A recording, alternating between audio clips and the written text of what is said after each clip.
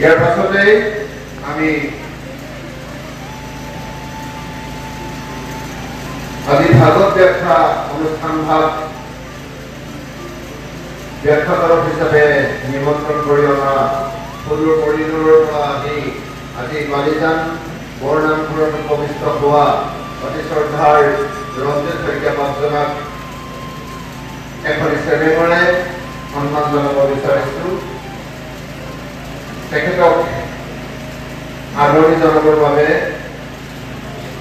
মহাপুৰুষীয়া সত্ৰ সমাজৰ বৰবায়ক মই অনিল বৰাদেৱক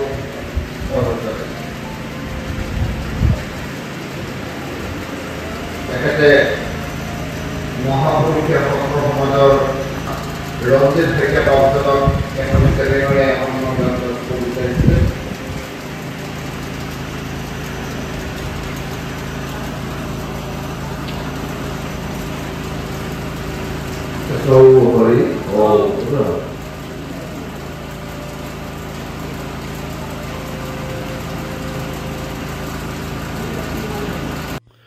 নমস্কাৰ।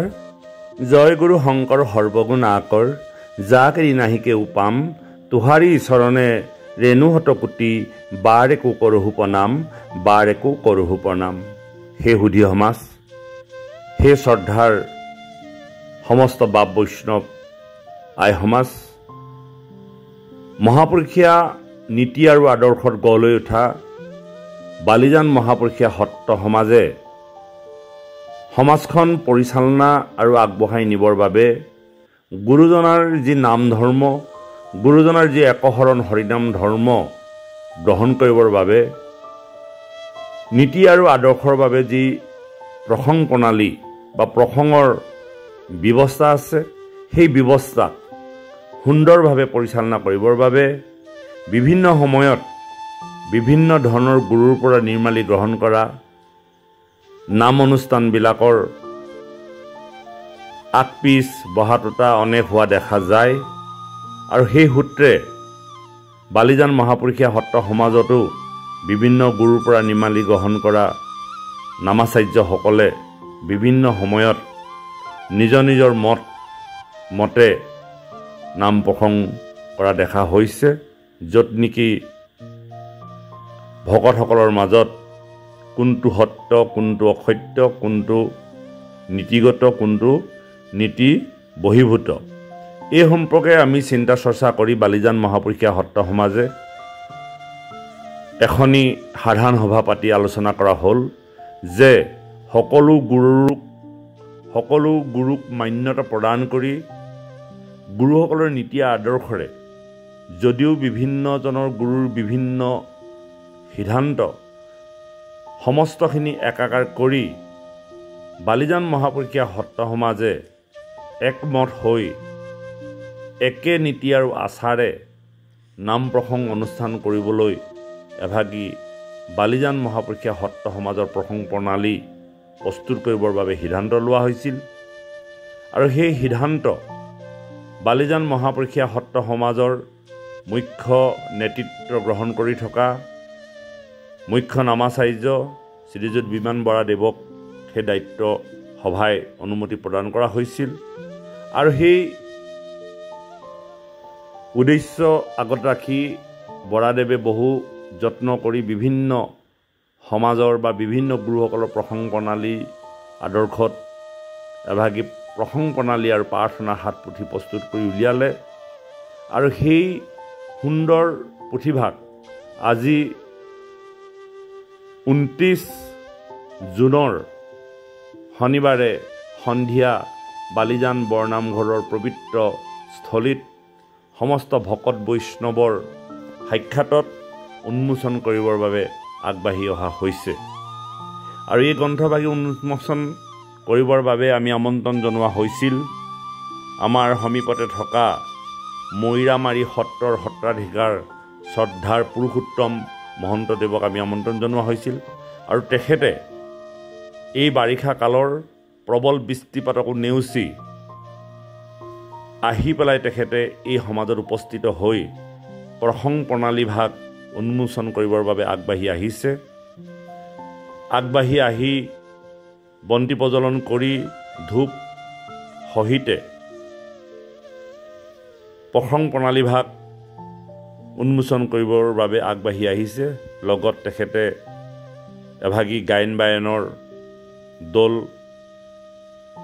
লৈছে আৰু সেই গায়ন বায়নৰ গুৰুঘাটেৰে গুৰু বন্দনা কৰি প্ৰসং প্ৰণালীভাগ উন্মোচন কৰিব। আমি তাৰ কিয়দাংশ আপোনাসৱক দেখাবলৈ যত্নপৰ হ'ম। সেয়েহে সেই শ্ৰদ্ধাৰ বা বৈষ্ণৱ বহু আশাৰ প্ৰত্যাশাৰ পাছত আজি সেই প্ৰসং প্ৰণালী আৰু প্ৰাৰ্থনাৰ হাত পুথিভাগ আমাৰ হাতত পৰাৰ কাৰণে আমি নথৈ আনন্দিত হৈছোঁ। ভগৱন্তে আমাক কৃপা কৰক। আমি উল্লেখ কৰিব বিচাৰিছোঁ এই প্ৰসং প্ৰণালীভাগ অকল বালিজান মহাপুৰুষীয়া সত্ৰ সমাজেই নহয়, যদি উজনি অসমৰ প্ৰসং প্ৰণালীৰ লগত মিল থকা প্ৰসং প্ৰণালীভাগ যদি ৰাইজে আদৰি লয় নিশ্চয় আমি আনন্দিত হ'ম। নিয়ম একে হ'ব লাগে আৰু সেই নিয়মখিনি যাতে আমি একত্ৰ হৈ কাৰো মনত বিভাজন নাহে আৰু প্ৰসং প্ৰণালী কৰিবৰ বাবে যিখিনি নীতি নিয়ম প্ৰয়োজন এই সকলোখিনি ইয়াত উপস্থাপন কৰা হৈছে। গতিকে সমস্তজনৰ প্ৰতি আমি সেৱা জনাই আজি এই পবিত্ৰ অনুষ্ঠান ভাগৰ কিয়দাংশ আপোনাসৱক দেখাবলৈ যত্নপৰ হৈছোঁ। আহকচোন প্ৰসং প্ৰণালীভাগ এটি গুৰু বন্দনাৰে গায়ন বায়নৰ গুৰুঘাটেৰে প্ৰসং প্ৰণালীভাগ উন্মোচন কৰিবলৈ সিদ্ধান্ত লোৱা হৈছে।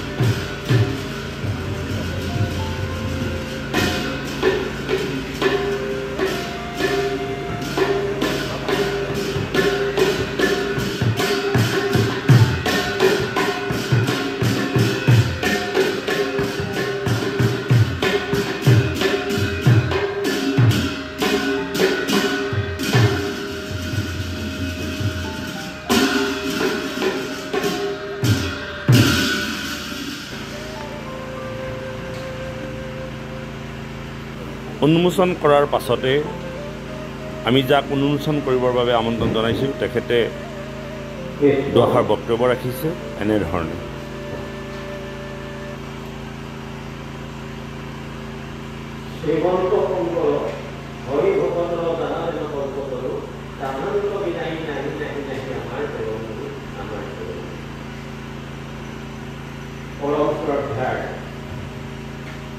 বালিজান কৰুণাৰ মুছলমান ঘৰত উপস্থিত হোৱা ভক্তপ্ৰাণ ভকত বৈষ্ণৱসকল আৰু ধেমাজি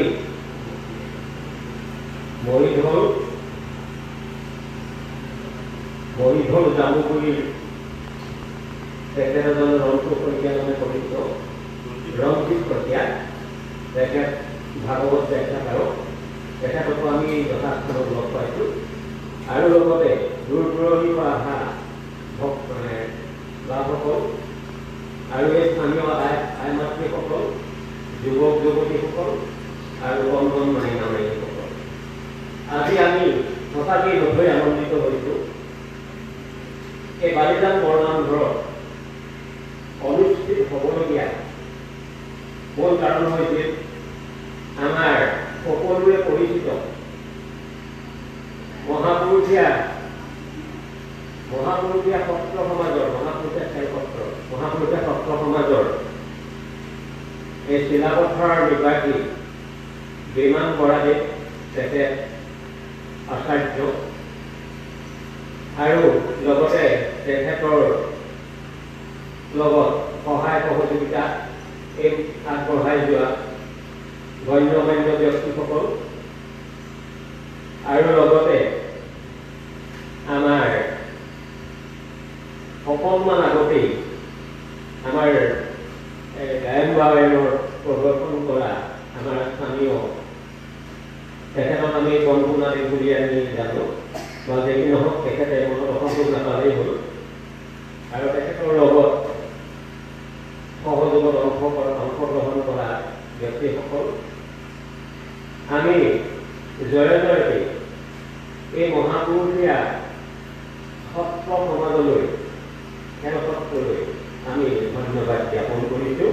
বিশেষকৈ আমাৰ বিমান বৰাদেৱ আচাৰ্য তেখেত ভাগৱত বিভিন্ন শাস্ত্ৰ অধ্যয়ন কৰি তেখেতে গ্ৰন্থ উন্মোচক শ্ৰদ্ধাৰ পুৰুষোত্তম মহন্তদেৱে তেখেতৰ ভাষণ প্ৰসংগত উল্লেখ কৰে, বিমান বৰাদেৱে ইয়াৰ পূৰ্বেও দুখনি গ্ৰন্থ সমাজক দান দিয়ে। প্ৰথমখনি কবিতা পুথি প্ৰভাতী পক্ষী আৰু দ্বিতীয়খন আধ্যাত্মিক চেতনাই শ্ৰেষ্ঠ সাধনা 340 পৃষ্ঠাজোৰা এখনি গ্ৰন্থ সমাজলৈ আগবঢ়ায়। ইতিমধ্যে সেই গ্ৰন্থখিনিয়ে যথেষ্ট সমাদৰ লাভ কৰি প্ৰথম সংস্কৰণ সমাপ্তি ঘটিছে, অৰ্থাৎ ৰাইজে গ্ৰহণ কৰিলে আৰু ৰাইজৰ অভাৱ পূৰাবৰ বাবে তেখেতে দ্বিতীয় সংস্কৰণ প্ৰকাশ কৰি উলিয়াইছে। ইতিমধ্যে ৰাইজে দ্বিতীয় সংস্কৰণৰ কপি বিচাৰিলে নিশ্চয় পাব। এই কথাখিনি তেওঁ ভাষণ প্ৰসংগত উল্লেখ কৰিছে আৰু সমস্ত জনক শ্ৰদ্ধা আৰু সন্মান জনাই ধন্যবাদ জনাই তেখেতে ভাষণ সামৰিবলৈ আগবাঢ়ি গৈছে। আহকচোন আমি অকণমান কিয়দাংশ শ্ৰৱণ কৰোঁ। নৱপ্ৰজন্মসকলক যুৱক যুৱতীসকলক আধ্যাত্মিক দিশত আগবঢ়াই লৈ যাবৰ কাৰণে এনে ধৰ্মীয় পুথি লিখক, প্ৰচাৰ পাওক, এই আশা আমাৰ সকলোৰে নিশ্চয় এই আশা আছে। আমি গমো পাইছোঁ তেখেতে বহুত গ্ৰন্থ লিখাৰ আশা পুহি ৰাখিছে, ইতিমধ্যে ফলপ্ৰসূ হৈছে। আৰু দ্বিতীয়তে তেখেতৰ সুস্বাস্থ্য কামনা কৰিছোঁ আৰু লগতে পুথিভাগীয় সমাজৰ লাভ কৰক। অভিজ্ঞৰূপে নহয়, আমি সন্মানীয় স্বৰূপে পুথিভাগ আমি গ্ৰহণ কৰিব লাগিব, তেহে আমি নজনা কথা কিছু শিকিব পাৰিম। গতিকে ইয়াৰ পৰা আমি যথেষ্ট উপকৃত হ'ম বুলি আমি আশা কৰোঁ। ইয়াতে কৈ মোৰ মংগলবাদ চবৰ দুৱাষাৰ ইমানতে সামৰণি মাৰিছোঁ। আৰু গ্ৰন্থভাগেও উন্মোচন কৰা হ'ল আৰু লগতে ইয়াৰ পিছতে আমাৰ ভাগৱত পাঠ অনুষ্ঠান আৰম্ভ হ'ব। আমি ভাগৱত শ্ৰৱণ কৰিব লাগিব সকলোৱে। আৰু দ্বিতীয়তে আমি এটা কথা আমি প্ৰথমে ক'ব লাগিছিল, আমাৰ আমি সৌভাগ্য বুলি ক'ব লাগিব। যিসকল লোক ইয়াত জ্যেষ্ঠানুক্ৰমে যিসকল লোক আহি আজি এই বালিজান বৰনামঘৰত উপস্থিত হ'ল, তেখেতসকল ভগৱন্তৰ ফালৰ পৰা ধন্য হ'ল। কিয়? ভাগৱত, এই ভগৱত প্ৰেম আমাৰ মাজত থাকিব লাগিব। এই চেষ্টা অব্যাহত ৰাখিবই লাগিব, কাৰণ জীৱন প্ৰাপ্তন কৰ্মৰ ফলত 84 লক্ষ যদি ভ্ৰমণ কৰি পৰিশেষত মানুহৰ জন্ম পোৱা হৈছে, আপোনালোক সকলোৱে জানে। গতিকে আকৌ মাধৱদেৱ বিৰচিত ঘোষাত উল্লেখ আছে, ধন্য ধন্য কলিকাল, ধন্য নৰতনভাল, ধন্য ধন্য ভাৰত। গতিকে ভাৰতবৰ্ষত মানুহৰ জন্ম পাবৰ কাৰণে সৃষ্টিকৰ্তা ব্ৰহ্মা আশাবাদী, দেৱতাসকল আশাবাদী। আমি পাই কৰিব লাগে কি আৰু কৰি আছোঁ কি, তাৰেই আমাক এই পুথিভাগী অলপ হ'লেও শিকাব। গতিকে আমি শেষত চবু দুৱাষাৰ গৈ আৰু কোনোবাখিনি যদি ভুল ত্ৰুটি লৈ গৈছে সেইখিনিও আপোনালোকৰ পৰা আমি ক্ষমা বিচাৰিছোঁ। আৰু লগতে বিমান বৰাদেৱৰ আমি সঁচাকৈ বাৰম্বাৰ ক'ব বিচাৰিছোঁ, বিমান বৰাদেৱৰ সুস্বাস্থ্য আমি কামনা কৰিছোঁ। তেখেত এজন আমাৰ সমাজত ধন্যবাদৰ পাত্ৰ হৈ ৰ'ব। কৃষ্ণ কৃষ্ণ। আজি গ্ৰন্থখনি উন্মোচন কৰা উৎসৱ ডাঙৰীয়ালৈ ধন্যবাদ থাকিল। আৰু ইয়াৰ লগে লগে আমি ভাগৱত ব্যাখ্যাৰ কাৰ্যসূচীলৈ যাব বিচাৰিছোঁ। উন্মোচন কাৰ্যসূচী ইমানতে শেষ